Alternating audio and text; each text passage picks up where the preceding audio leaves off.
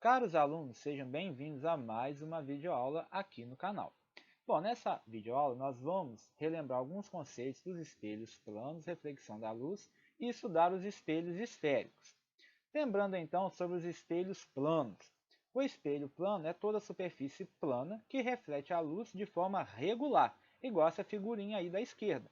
Todos os raios incidem paralelamente e são refletidos também de forma paralela. Já o da direita, aí, quando a gente tem uma reflexão irregular ou difusa, a gente não consegue formar imagem nenhuma. Então, nós não temos um espelho, ou seja, a imagem não vai ser refletida de forma regular. Então, lembrando aí das leis da reflexão, o espelho plano ele vai obedecer todas as duas leis da reflexão da luz. A primeira lei que diz que o raio incidente, o raio refletido e a reta normal são coplanares, ou seja, estão no mesmo plano. Olha aí, o raio incidente à esquerda, ele incide no espelho e é refletido. E a normal aí no meio, que é uma reta que forma um ângulo de 90 graus com o espelho, também está situado no mesmo plano que o raio incidente e o raio refletido. Ou seja, raio incidente, reta normal e raio refletido são coplanares. E a segunda lei da reflexão, que o ângulo de incidência entre o raio incidente e a normal é igual ao ângulo de reflexão formado entre a normal e o raio refletido. Ou seja, esses dois ângulos são iguais. E como é a formação de imagens no espelho plano? Então, olha aí, nós temos aí um objeto, aí situado à esquerda. A mesma distância d que ele está do espelho, a sua imagem também vai ser formada, também a distância d. Olha aí o observador. O observador vai ver a imagem aí situada à direita, uma imagem que é formada atrás do espelho. Então, o que isso quer dizer? Quando a gente tem essa formação aí, que a gente diz atrás do espelho, a gente tem a formação de uma imagem chamada de virtual. Então, sempre que a imagem for formada atrás do espelho, nós teremos uma imagem virtual. Olha aí, por exemplo, nós temos o objeto, a letra F, e a imagem dele formada no espelho, que é chamada de imagem reversa, que ela fica invertida. Agora, e quando a gente associa dois espelhos planos, qual é o número de imagens que nós vemos? Então, olha aí, a associação em ângulo entre dois espelhos planos. O número de imagens formadas é igual a 360, que é o número de graus da circunferência, dividido pelo ângulo formado entre os dois espelhos planos, menos 1. Vamos ver um exemplo aí. Olha esse exemplo aí, associação de espelhos. Nós temos aí dois espelhos planos. Como vocês podem ver, qual é o ângulo formado entre os dois espelhos? A gente já sabe que é de 90 graus. Então, o ângulo entre esses dois espelhos, 90 graus. Então, quantas imagens eu consigo formar? Vamos aí a nossa formulinha. N é igual a 360 dividido pelo ângulo, menos 1. Então, vamos lá. 360 dividido pelo ângulo, que é 90. 360 dividido por 90, 4. 4 menos 1, 3. Então, nós temos aí três imagens aí. Então, nós temos aí a letra F e as três imagens formadas por essa associação de espelho. Lembrando, então, o número de imagens formadas é igual a 360 dividido pelo ângulo, menos 1. Beleza? Agora, vamos ver o conceito de espelhos esféricos. O que são espelhos esféricos? O espelho plano é quando a superfície que reflete a luz é plana. Já no espelho esférico é quando a superfície que reflete a luz é uma superfície esférica. Então, nós temos aí na figura uma calota esférica. Então, o que acontece? A gente cortar um pedaço dessa calota esférica. A gente vai ter uma superfície que pode refletir a luz.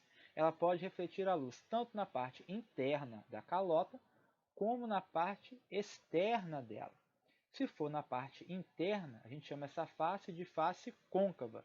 Se for na parte externa, a gente chama essa face de face convexa. E quais são os elementos geométricos que nós temos nos espelhos esféricos? Nós temos aí o centro da esfera, conhecido como centro de curvatura, certo? Já aí na extremidade nós temos o ponto V, que é o vértice, né? Também é o polo da calota esférica. R é o raio de curvatura, a distância entre o centro e a borda da calota. E alfa é o ângulo de abertura. Então, quer dizer, você pode pegar uma esfera e cortar, dependendo aí da distância. Então, você vai ter o ângulo de abertura desse espelho esférico. Agora, como que são classificados os espelhos esféricos? O primeiro deles é o espelho côncavo. Então, o que é um espelho côncavo? É quando a luz incide na superfície interna da calota, ou do espelho aí no caso. Então, quando a luz incide dentro da calota, ele é um espelho côncavo. E quando a luz incide na superfície externa, na face externa, ele é chamado de espelho convexo. Então, se a luz incide na face interna, o espelho é côncavo. Se a luz incide na face externa, ele é um espelho convexo. Agora nós vamos ver um elemento muito importante do espelho esférico. Observe o seguinte: todo raio que incide paralelo ao eixo de simetria do espelho, o que é o eixo de simetria? Você pega ali um ponto no centro de curvatura até o vértice do espelho e traça uma reta. Essa reta é o eixo principal do espelho, o eixo de simetria dele. Então, todo raio que incidir paralelo ao eixo de simetria dele, o que a gente vai ter? Ele vai ser refletido, vai incidir no espelho e vai ser refletido passando por um ponto. Todos os raios vão incidir no espelho, vão ser refletidos e irão passar pelo mesmo ponto. Esse ponto é chamado de foco do espelho, ou seja, todos os raios refletidos irão passar por esse ponto, que é o foco. Para você calcular o foco de um espelho, ele é a metade da distância entre o centro de curvatura e o vértice. Vamos supor, se o centro de curvatura de um espelho está situado a 20 centímetros do vértice, então o foco está a 10 centímetros do vértice. Então, para o espelho côncavo, a gente tem essa figurinha aí. Se o espelho for convexo, a gente vai ter a mesma coisa. Eles vão incidir paralelo ao eixo principal do espelho vão ser refletidos passando pelo foco. Porém, no espelho convexo, esse foco é virtual. Por quê? Ele é formado pelo prolongamento dos raios refletidos. Já no espelho côncavo, ele é formado pelos próprios raios. E no espelho convexo, ele é formado pelos prolongamentos. Por isso, a gente diz que o foco aí ele é virtual. Nos espelhos esféricos, nós temos alguns raios que são chamados de raios notáveis, que a gente viu aí agora. O primeiro deles é todo raio de luz que incide paralelamente ao eixo principal reflete numa direção que passa pelo foco. Então, se eu tiver esse raio aí, olha lá, ele está incidindo no espelho, passando paralelo ao eixo principal, ele vai ser refletido passando pelo foco. Isso no espelho côncavo. Olha lá, mais um raio. Incidiu paralelo, foi refletido, passando pelo foco. Se o espelho for convexo, de novo, ele incide paralelo ao eixo principal. A gente traça entre a pontinha dele até o foco e é refletido lá. De novo aí, ó, a mesma coisa. Então, todo raio que incide paralelo ao eixo principal passa aí pelo foco, é refletido passando pelo foco. Certo? Então, lembrando aí, todo raio de luz que incide numa direção que passa pelo foco reflete paralelamente ao eixo principal. Né? Quer dizer, esse é o caso contrário. No primeiro caso, nós vimos que se ele incidir paralelo ao eixo principal, ele vai ser refletido passando pelo foco. Agora, se ele incidir numa direção que passa pelo foco, ele vai ser refletido passando paralelo ao eixo principal. É o caso contrário. Certo?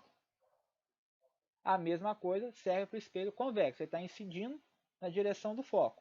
Então, ele é refletido paralelo ao eixo principal. Agora, todo raio de luz que incide numa direção que passa pelo centro de curvatura, reflete-se sobre si mesmo. Então, se o raio de luz está incidindo, passando pelo centro de curvatura, ele vai ser refletido e vai voltar pelo mesmo caminho que ele foi. Então, olha lá, primeiro raio de luz, ele incidiu aí no centro de curvatura, incidiu no espelho, foi refletido voltando pelo mesmo caminho que ele foi. Então, lembrando aí, ó, todo raio de luz que incide numa direção que passa pelo centro de curvatura, reflete-se sobre si mesmo. Seja no espelho côncavo, também serve para o espelho convexo. E todo raio de luz que incide no vértice do espelho reflete-se simetricamente em relação ao eixo principal. Olha lá, o raio de luz incidiu passando pelo vértice do espelho, formando um ângulo θ aí com o eixo principal. Ele foi refletido, também formando um ângulo, e esses dois ângulos são iguais. Por quê?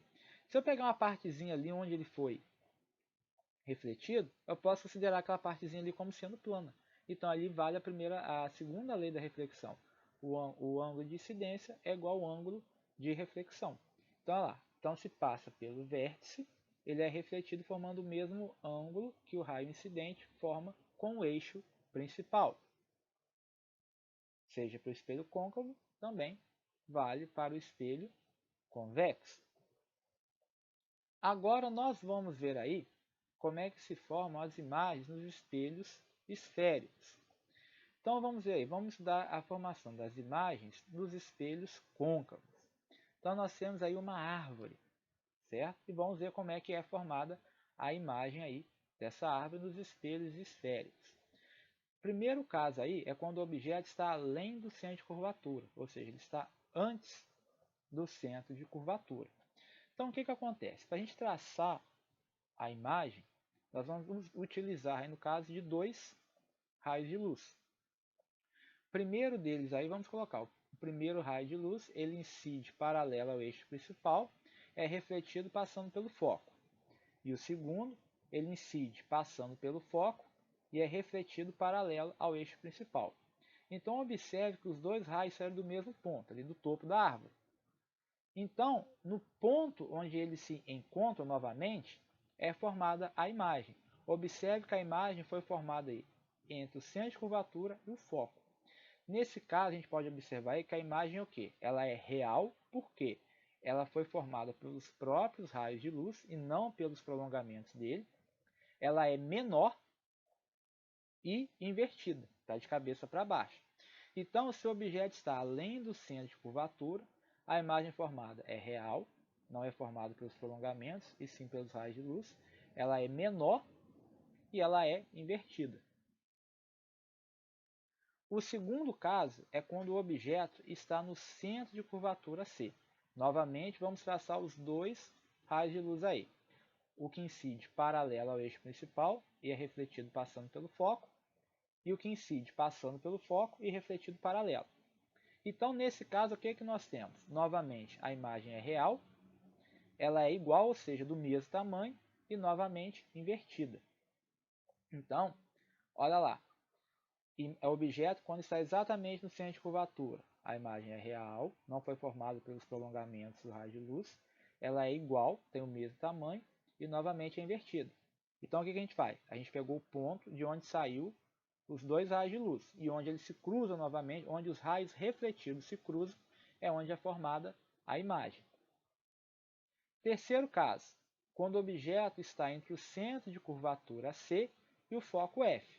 Olha lá, novamente os mesmos dois raios de luz, paralelo, refletido pelo foco, incidente passando pelo foco, refletido paralelo.